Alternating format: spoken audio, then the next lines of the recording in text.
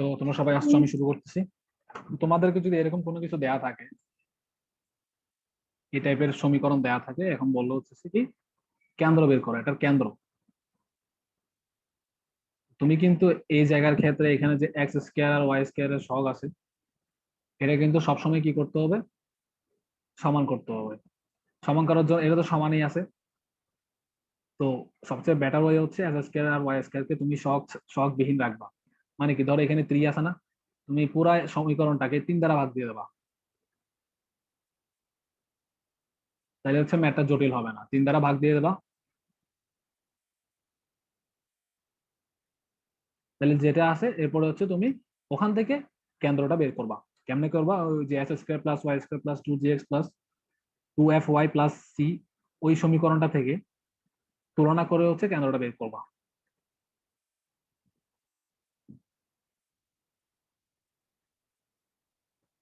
তো এখন এর পরটা কি বলছো, দেখো যে এক্স ওয়াই সম্বলিত পদ অনুপস্থিত। এখানে কিন্তু কোনো এক্স ওয়াই একসাথে আছে এমন কোনো পদ থাকতে পারবে না। ঠিক আছে, দেখো কোনো বৃত্তের সমীকরণে কিন্তু এক্স ওয়াই থাকে না একসাথে, এই জিনিসটা খেয়াল রাখবো।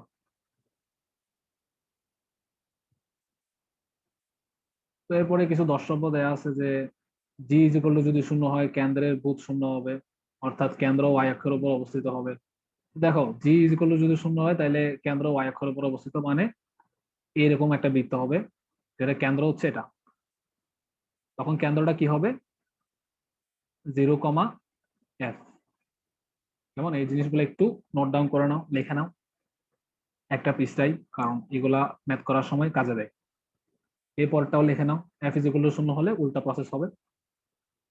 আর যদি সি ইজ ইকুয়াল টু শূন্য হয় তবে সমীকরণটি মূল বিন্দু দ্বারা সিদ্ধ হবে, অর্থাৎ বৃত্তটি মূল বিন্দু দিয়ে যাবে। আমাদের সি, আমাদের এটা, যদি কোনো বৃত্তের সমীকরণে তুমি দেখো যে কোনো ধ্রুবক নাই আলাদা, এই যে 100টা যদি আমরা নাই করে দেই, তাহলে এটার মানেটা হচ্ছে বৃত্তটি এভাবে মূল বিন্দু দিয়ে যাচ্ছে। কি আঁকলাম, দাঁড়াও,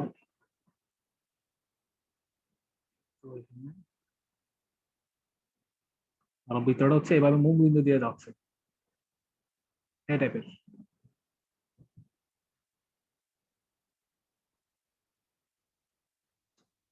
এরপরে দেখো, এরপরে কি বলছে যে যদি বৃত্তের ব্যাসার্ধ ইজ ইকুয়াল টু কেন্দ্রের কোটির পরম মান হয় তবে বৃত্তটি এক অক্ষকে স্পর্শ করবে। তো এটা এত, দাঁড়াও, বলছে হচ্ছে যদি বৃত্তের ব্যাসার্ধ কেন্দ্রের কোটির পরম মানের সমান হয়।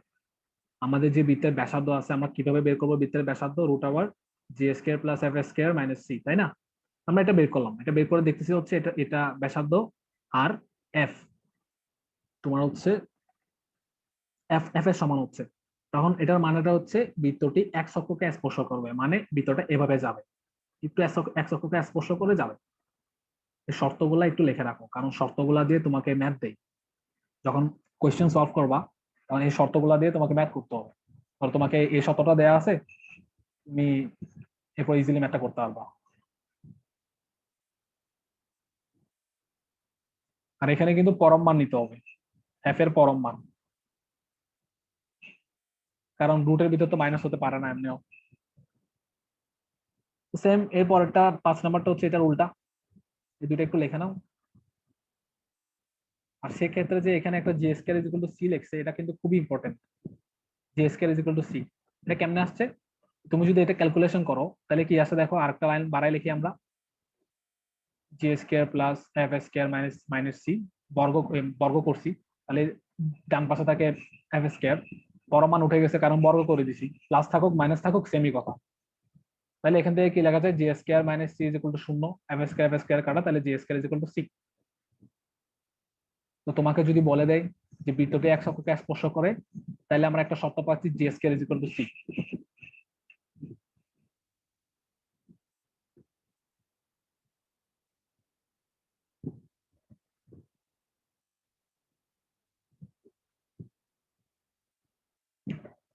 সেম সেম, এখন যদি ওয়াই অক্ষকে স্পর্শ করে বলে তখন F square is equal to C হবে, সিম্পল।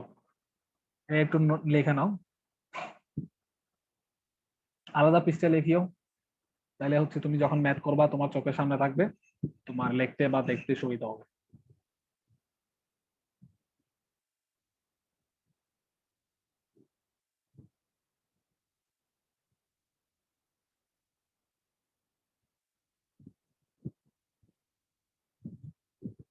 তো আশা করি তোমাদের লেখা শেষ এই দুইটা। এরপরে 6 নম্বরে বলছে হচ্ছে বৃত্তরে যদি উভয় অক্ষকে স্পর্শ করে G square is equal to F square is equal to C হবে। এটা খুবই ইম্পর্টেন্ট একটা শর্ত। ধরো বৃত্তটি উভয় অক্ষকে স্পর্শ করছে এভাবে, উভয় অক্ষকে স্পর্শ করছে মানে কি এভাবে, এই যে ধরো স্পর্শ করছে, আমার আপনি একটু বলেছে একটু দেখো, এটা হচ্ছে স্পর্শ করছে, তাইলে হচ্ছে আমাদের শর্ত কি যে square is equal to F square is equal to C, এটা হচ্ছে আমাদের শর্ত, এগুলো মাথায় তোমার রাখতেই হবে।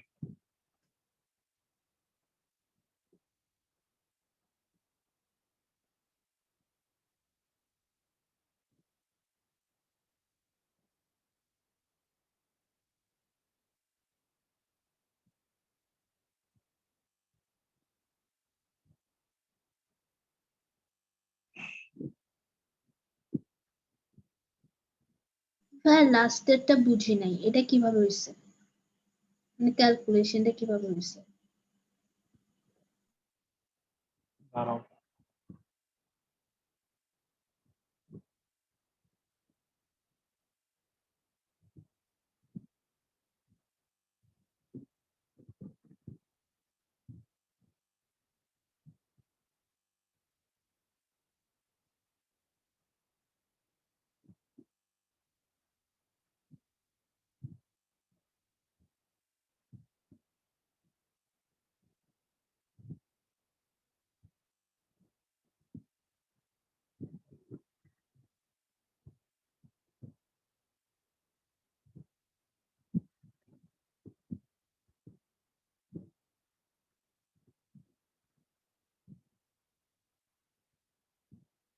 এখন বুঝছো কেমনে আসছে? সেম ওয়েতে আর একটা বের করবো। মানে দেখো এই ক্ষেত্রে আমি এখান থেকে যদি কেন্দ্র থেকে যদি একটা লম্ব টানি ওয়াই অক্ষের উপর, তাহলে এই ডিসটেন্সটা কত হচ্ছে জি, এটা কি ব্যাসার্ধ না? আর এখান থেকে যদি আরেকটা লম্ব টানি তাহলে এটা হচ্ছে এফ, তাহলে এটাই তো ব্যাসার্ধ। চোখে দেখে বুঝতেছো না এটা? এখন বুঝছো এটা কেমন আসছে? জি হ্যাঁ। আচ্ছা ঠিক আছে, তো সেম ভাবে আরেকটা করে নাও। আমি হচ্ছে একবার জি ধরছি আর একবার এফ ধরো, আরেকবার এটাকে এফ ধরো, রুট জি square plus F square minus C কিন্তু হচ্ছে F। তাহলে এখান থেকে কি লেখা যায়, তোমার F square is equal to C, sorry G square is equal to C, F square is equal to, দুইটা কম্বাইন করে কি লেখা যায়, G square is equal to F square is equal to C.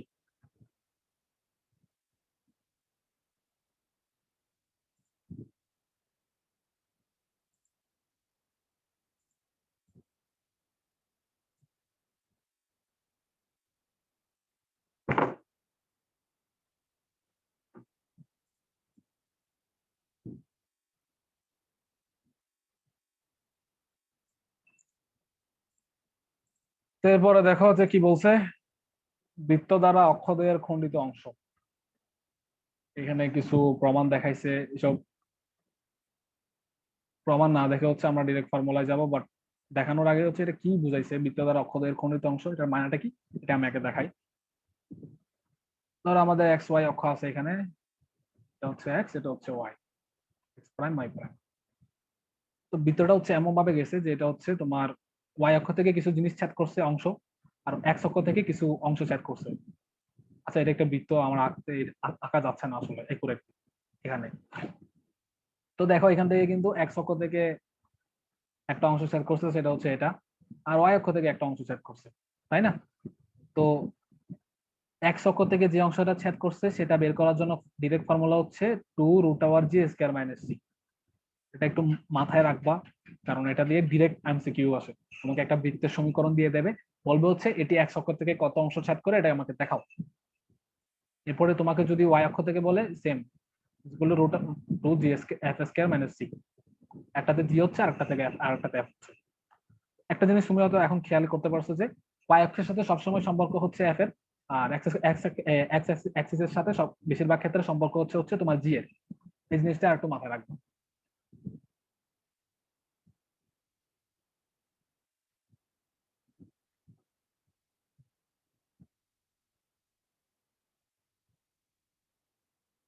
ফর্মুলাটা একটু নোট ডাউন করে নাও, যে বৃত্ত দ্বারা অক্ষদ্বয়ের খণ্ডিত অংশ পাশে এটা লিখবা, পরে এক্স অক্ষের খণ্ডিত অংশ is equal to root two root G square minus c, আর ওয়াই অক্ষের খণ্ডিত অংশ হচ্ছে 2 root f square minus c। তোমাদের এটা এখানে দেয়া আছে।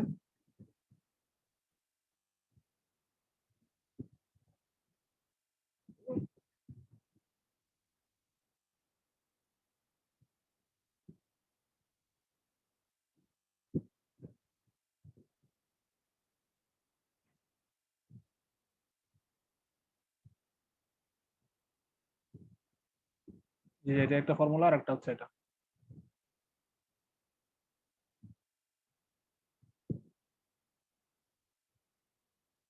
তো এরপরে দেখো যে কিছু একটা দ্রষ্টব্য দেয়া আছে, যদি জে স্কয়ার ছোট সি হলে এক্স অক্ষের খণ্ডিতাংশ অবস্থা হবে, মানে এক্স অক্ষকে ছেদ করবে না। এক্স অক্ষকে ছেদ করবে না মানে হচ্ছে এই বৃত্তটা ধরো এই জায়গায় এইখানে এক্স অক্ষকে ছেদ করতেছে না। এই শর্তগুলো একটু মাথায় রাখবা, তাহলে তোমাকে ধরো এমসিকিউ এর জন্য এটা একটু সুবিধা হবে। এরপরে দেখো যে 3 নম্বরটা 2 নম্বরটা সেম কাজ। আর 3 নম্বরটা বলছে কি G square is equal to C হলে বৃত্তটি এক্স অক্ষকে ও F square is equal to C হলে বৃত্তটি ওয়াই অক্ষকে স্পর্শ করবে। আর এটার প্রমাণ তো আমরা এখানে দেখছি যে বৃত্তটি ওয়াই অক্ষকে স্পর্শ করলে f square is equal to c হয়।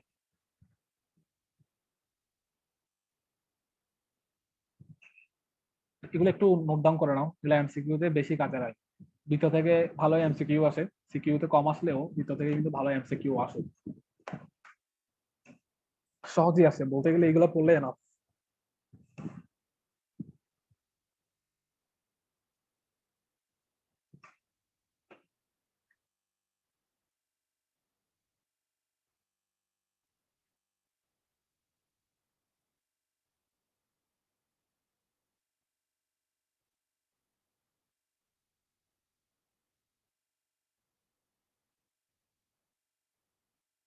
তো এরপরে দেখো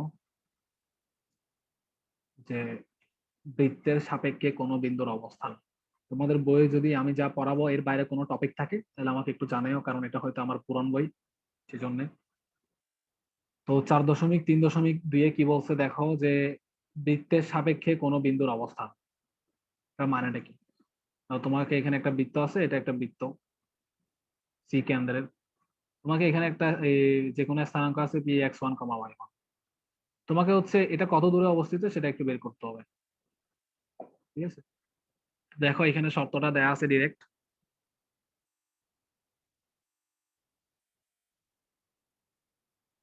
এই শর্তটা একটু লিখে নাও, এই শর্তটা একটু লিখে নাও।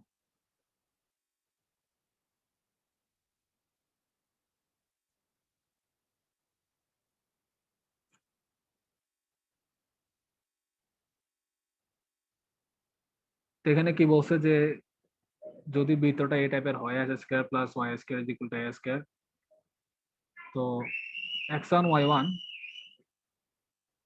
X one comma Y one বাইরে হবে, মানে বৃত্তের বাইরে অবস্থান করবে। আমরা হচ্ছে ওটার অবস্থান বের করবো, একুরেট দূরত্ব দরকার নাই আমাদের। এক্স ওয়ান ওয়াই ওয়ান বাইরে হবে যদি X one square plus Y one square minus A square শূন্য থেকে বড় হয়। আর পরিধির উপরে, পরিধির উপরে মানে কি? পরিধির উপরে মানে হচ্ছে একদম এই জায়গায় বরাবর, পরিধির উপরে এমসিকিউ তে খুবই কাজে লাগে। এটা এটা এটা হয়তো সিকিউ তেও কাজে লাগে।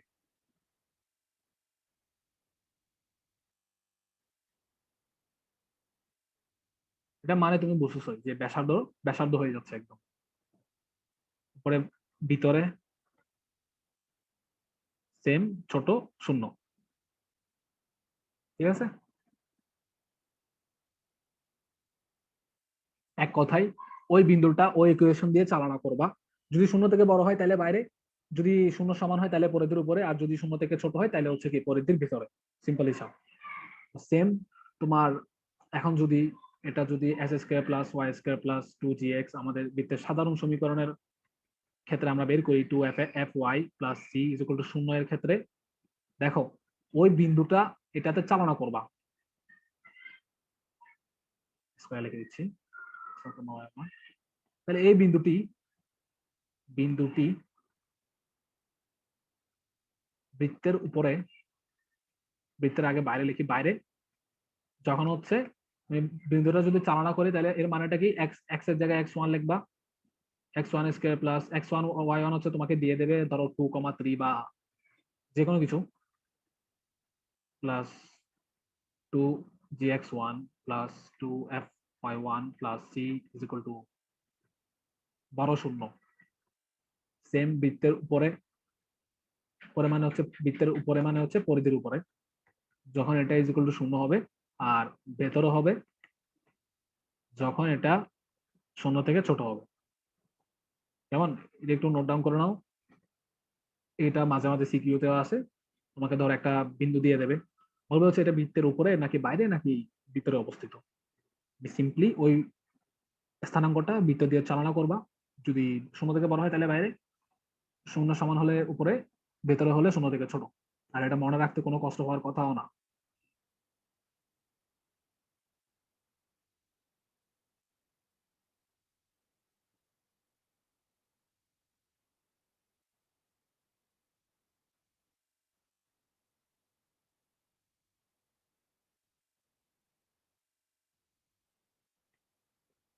তোমাদের আমি মুছে দেওয়ার আগে যদি লেখা কারো না হয় তাহলে আমাকে একটু জানাবা, আমি আন্ডো করে ভাইয়া আর সবগুলো আবার একটু দাঁড়া দাও। দেখো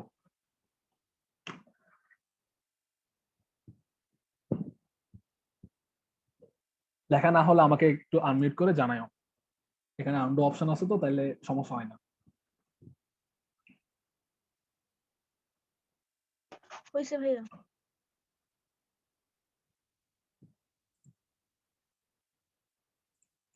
এরপরে আমরা টপিকটা দেখি, এটা খুবই ইম্পর্টেন্ট, এটা একটু ভালোভাবে বোঝা ট্রাই করবা। মূলত বলতে গেলে 4 এর সবচেয়ে ইম্পর্টেন্ট টপিক আমার এটাই লাগে, এটাতে খুবই বেশি ম্যাথ আছে, ইজি টপিক।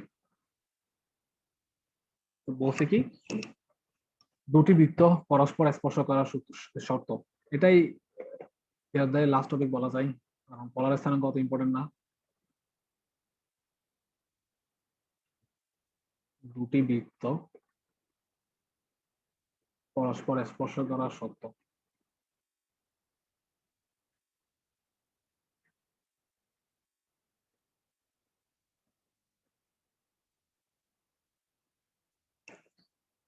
তো বলছে কি দুটি, এখন দেখো দুটি বৃত্ত পরস্পর স্পর্শ করবে, তো স্পর্শ করা মানে কি, ধরো একটা বৃত্ত এখানে আছে আর একটা বৃত্ত হচ্ছে এটা জাস্ট একদম হালকা ভাবে টাচ করে চলে গেছে, এরকম এরকম একটা স্পর্শ হতে পারে, এটাকে কি বলে তোমার বহিস্থ স্পর্শ বৃত্তের ক্ষেত্রে। আরেকটা কি হতে পারে, আরেকটা হচ্ছে আর একটা বৃত্ত এখানে আছে আর একটা বৃত্ত হচ্ছে এটার ভিতরে, ভিতর থেকে স্পর্শ করছে, তাহলে এটাকে কি বলে, এটা হচ্ছে অন্তঃস্থ স্পর্শ।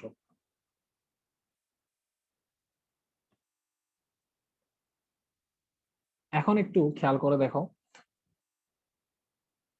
ধরো এটার কেন্দ্র ধরলাম হচ্ছে C1, আর এটার কেন্দ্র হচ্ছে C2, এটার ব্যাসার্ধ হচ্ছে তোমার R1, আর এটার ব্যাসার্ধ হচ্ছে R2, আর এটার ক্ষেত্রে এটার কেন্দ্র হচ্ছে C1, আর এটার কেন্দ্র ধরলাম হচ্ছে C2, সেম দুইটার ক্ষেত্রেই।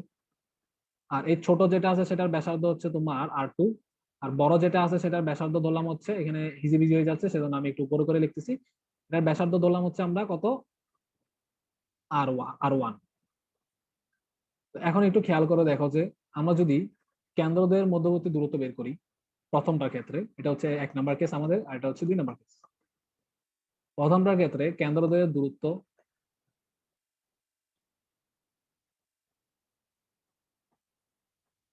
যেগুলো আমরা ধরছি C1 C2, এটা মানে হচ্ছে কেন্দ্রদ্বয়ের দূরত্ব। তোমাকে কেন্দ্রের স্থানাঙ্ক দেয়া থাকবে পরীক্ষায়, এই যে কোনো কিছু তোমাকে কেন্দ্রদ্বয়ের দূরত্ব বের করতে হবে, এটাকে আমি প্রকাশ করলাম হচ্ছে C1 C2 দিয়ে। এখন দেখো কেন্দ্রদ্বয়ের দূরত্ব আর ব্যাসার্ধ দুটির যোগফল কি সমান না? দেখো এটাকে আমি যদি প্রথম বৃত্ত বলি আর এটাকে যদি দ্বিতীয় বৃত্ত বলি, তাহলে প্রথম বৃত্তের ব্যাসার্ধ ব্যাসার্ধ ইকুয়াল হচ্ছে R1, আর দ্বিতীয় বৃত্তের ব্যাসার্ধ R2। এটা এমন ভাবে স্পর্শ করছে যে একদম মানে বৃত্তের আউটসাইড যে পরিধিটা আছে ওই দুটা শুধুমাত্র একটু টাচ করছে, ঠিক আছে। তাহলে এখান থেকে কি লেখা যায়, কেন্দ্রদ্বয়ের মধ্যবর্তী দূরত্ব C1 C2 ইকুয়াল টু হচ্ছে তোমার ব্যাসার্ধদ্বয়ের যোগফল।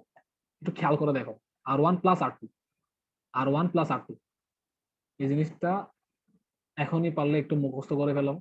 মুখস্থ করার কিছু নাই, দেখে বুঝতেছো তুমি যে কেন্দ্রদ্বয়ের মধ্যবর্তী যে দূরত্বটা আছে সেটাই হচ্ছে কি ব্যাসার্ধ দুইটার যোগফল প্রথমটার ক্ষেত্রে। এখন বুঝতে পারতেছো দ্বিতীয়টার ক্ষেত্রে কি হবে। আচ্ছা আগে এটা নোট করো, এরপরে দ্বিতীয়টাতে আমি যাবো।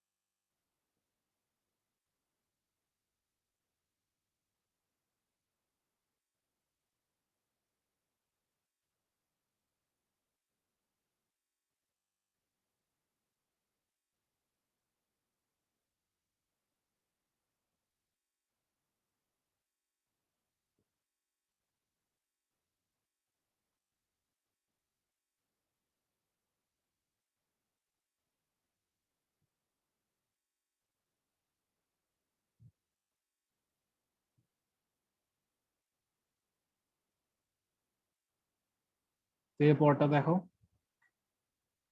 এর পরটাতে হচ্ছে কেন্দ্রদ্বয়ের দূরত্ব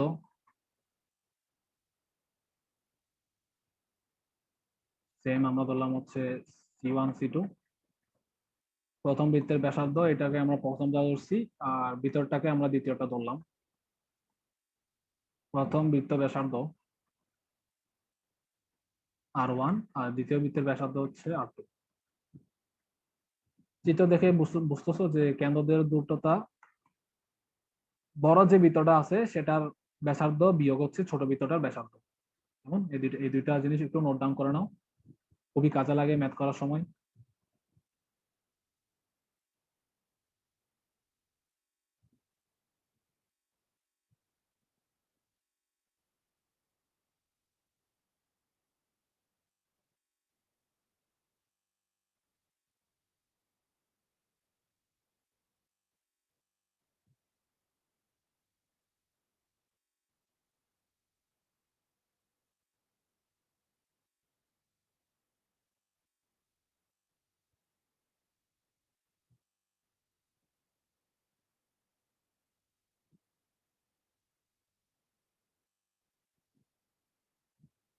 তো মোটামুটি বৃত্তের এগুলাই 4 এর ইম্পর্টেন্ট সূত্র।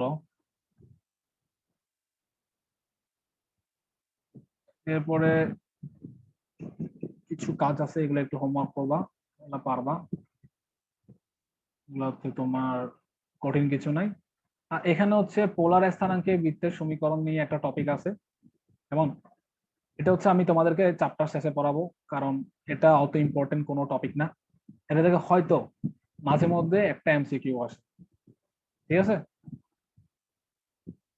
এটা তোমাকে তোমার দেখবা ম্যাথে অত কাজে লাগে না, পোলার স্থানাঙ্কে বৃত্তের সমীকরণ। এটা আমি তার এই পরেও যেহেতু বই আছে আমি হচ্ছে একদম শেষে পড়াবো আর কি। আগে হচ্ছে ইম্পর্টেন্ট ম্যাথ গুলো একটু শেষ করে দিই।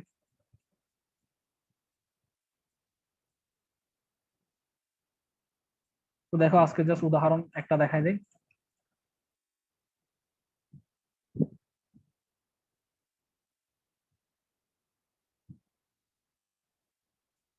উদাহরণ একটা দেখো, আচ্ছা আগে দেখি এখানে কোনো কাজ আছে নাকি, আগে দেখি।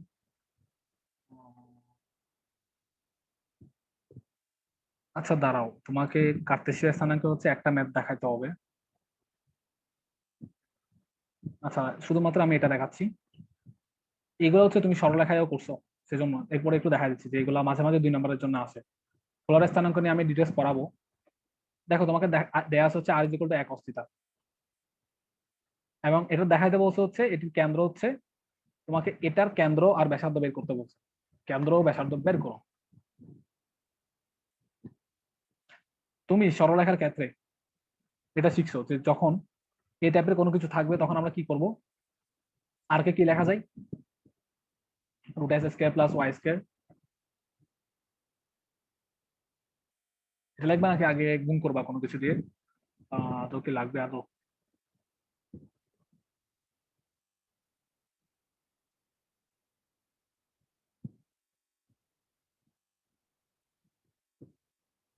ঠিকই আছে, cos থিটা আর cos থিটা।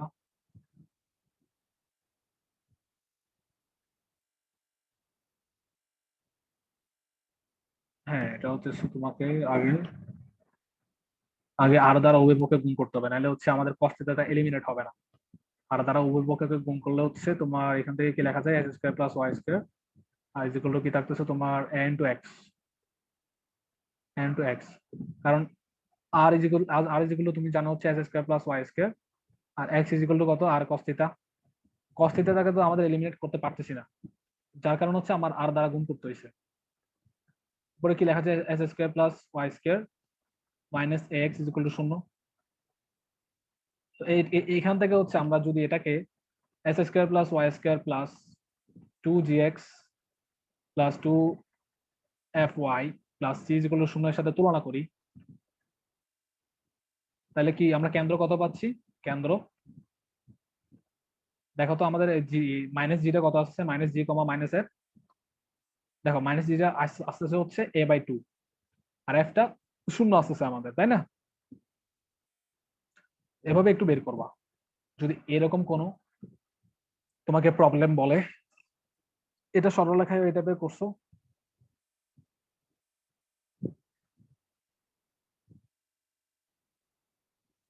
পোলার স্থানাঙ্ক হচ্ছে, আর এর থেকে বেশি অত বেশি দেখার দরকার নাই। আর আমি ইন ডিটেলস ইনশাল্লাহ বৃত্তের শেষে করাবো। কাজটা একটু হোমওয়ার্ক করবা, সেম জিনিস, কাজ যেটা আছে সেটা একটু লিখে নাও।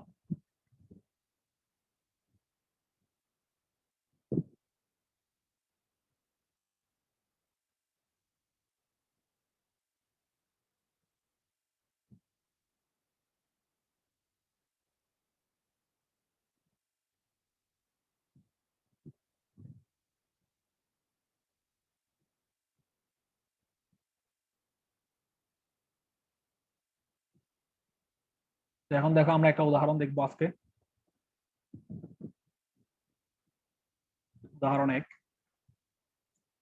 একটি বৃত্তের সমীকরণ নির্ণয় করো যার কেন্দ্র হচ্ছে 4,5 বিন্দুতে অবস্থিত এবং এই বৃত্তের কেন্দ্র দিয়ে যায়।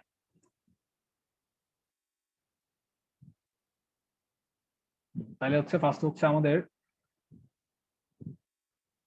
আগে এটার কেন্দ্রটা বের করতে হবে।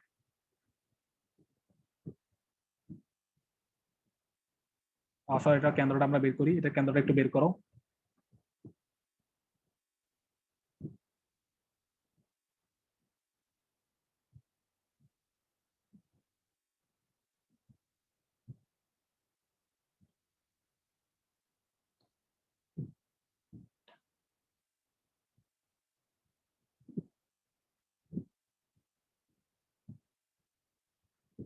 তো দেখো এখান থেকে কি লেখা যায়, আমাদের মাইনাস জি কমা মাইনাস এফ কত আসছে, 2 × 2, তাহলে -2 আসছে এদিকে যেহেতু প্লাস আছে, আর এদিকে কত আসছে হচ্ছে মাইনাস ইন্টু -3, মাইনাস ইন্টু -3, তাহলে এখান থেকে লেখা যায় কত, -2,3। সুতরাং কেন্দ্র -2,3।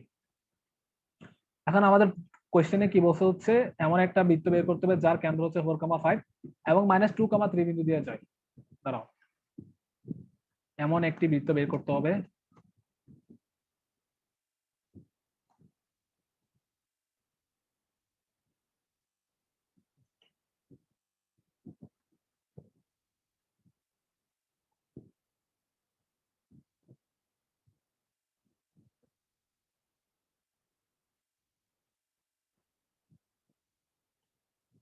দেখো এখন একটা জিনিস একটু খেয়াল করো, সেটা কি 4,5 আদৌ?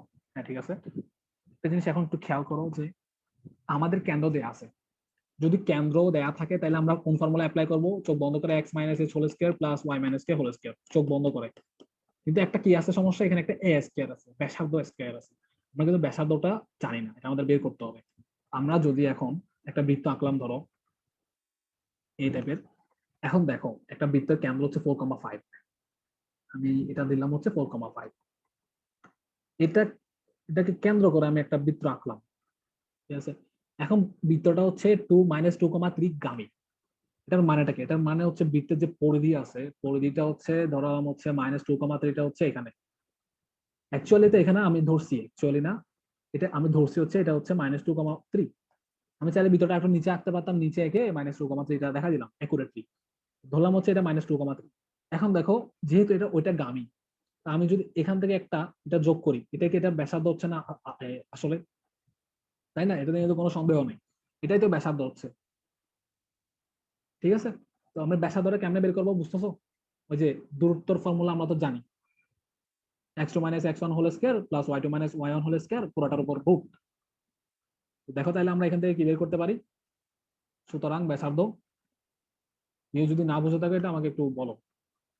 সুতরাং ব্যাসার্ধ, বৃত্ত, সরলরেখা এগুলা মোটামুটি ইজি, কারণ এগুলা তোমার কি বলে চিত্র এঁকে সুন্দরভাবে বোঝা যায়। এখান থেকে কি লেখা যায়, যদি আমি আগে থেকে একটু বর্গ করে রাখছি, তাহলে হচ্ছে 4 + 2 whole square plus 5 - 3 whole square, তাই না? তো এখান থেকে হচ্ছে 6 স্কয়ার হচ্ছে 36, আর এখান থেকে হচ্ছে 2 থাকে প্লাস 4, তাহলে এখান থেকে লেখা যায় a স্কয়ার = 40, ঠিক আছে। তো এখন 40 আমরা পেয়ে গেছি ব্যাসার্ধ। তাইলে কেন্দ্র দেয়া আছে 4,5, সুতরাং নির্ণেয় বৃত্তের ব্যাসার্ধ, না নির্ণেয় বৃত্তের সমীকরণ x - 4 whole square, x - 4 whole square plus y - 5 whole square. তো যদি দেখো এখানে যদি -5 থাকতো তাহলে এটা প্লাস হয়ে যেত, তো প্লাস মাইনাস সুন্দরভাবে একুরেটলি বসাবা। প্লাস মাইনাসের জন্য ভুল হলে বেশি খারাপ লাগে, না পারলে আর আলাদা হিসাব, যেগুলো কি লেখা যায় 40।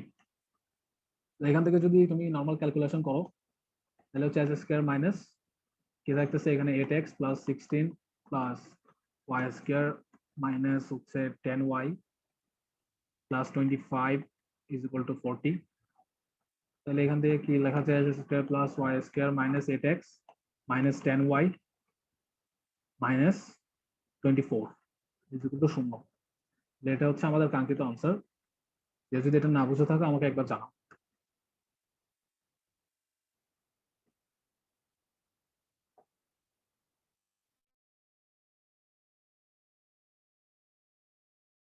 ওয়ান হবে না লাস্টে, +1। +1, আমি কি ভুল করছি কোনো জায়গায়? আচ্ছা হ্যাঁ ভুল করছি তো, তাহলে +1 হবে। যে 16 + 25টা আমি গাইড করে দিছি, 25টা খেয়াল করি নাই, +1। তাহলে ঠিক আছে, এই পর্যন্ত আজকে বৃত্ত থাক।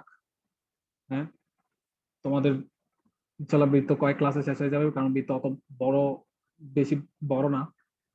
তো তোমরা কি ঈদের আগে আর পড়বা? না ভাইয়া। না ভাই, তাহলে ঈদের পরে কখন পড়বা, এটা কি ডিসাইড করছো?